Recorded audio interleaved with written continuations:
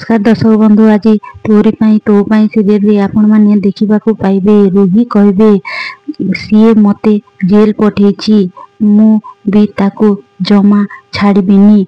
माधवी को एमिति कहूथिबे। माधवी मध्य कहबे हाँ लो झिटिपिटी, तो ऊपर पूरापूरी भरोसा अछि।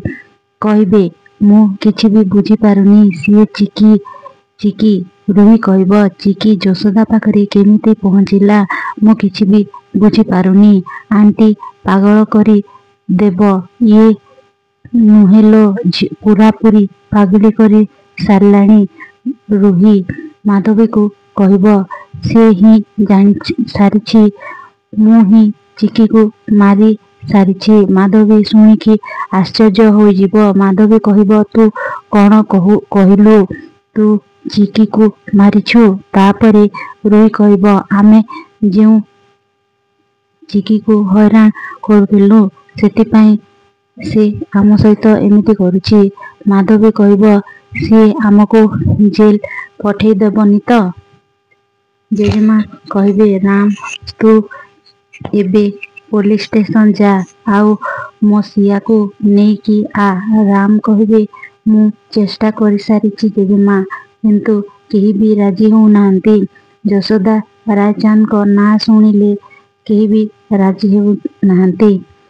चिकी यशोदा को कहबे मु जाने ना प्रतिशोधर नियारी मु मो परिवार पाई भूल करुछि कि ठीक करुछि।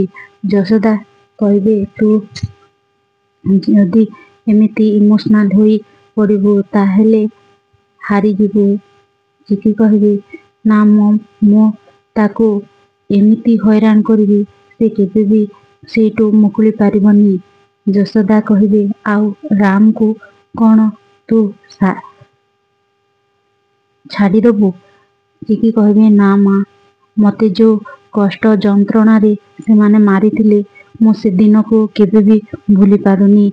आउ एमिति कष्ट मु केबे भी देखिनी। मते खाली एतिकी दुख लागुची, जेउ माने मते आगुरे जेतिकी भल पाउथिले एबे भी सेही माने मो अपेक्षा रे मते जोगिचंती। मु मो असली परिचय भी मो तांको सामना रे लुकेकी रखिबाकू पड़ुछि। एमिति कही इमोशनाल होई जिबे चिकी, आउ यशोदा मध्य इमोशनाल होई जिबे। तो आपण मानकू कौन लागुची, सतरे कौन चिकी धरा पड़ी जिबे ना रूही जेल रु आसी चिकी को पुणी थरे हैरान करिवे? कमेंट करी कहंतु। भल लागिले लाइक शेयर कमेंट कर दियंतु।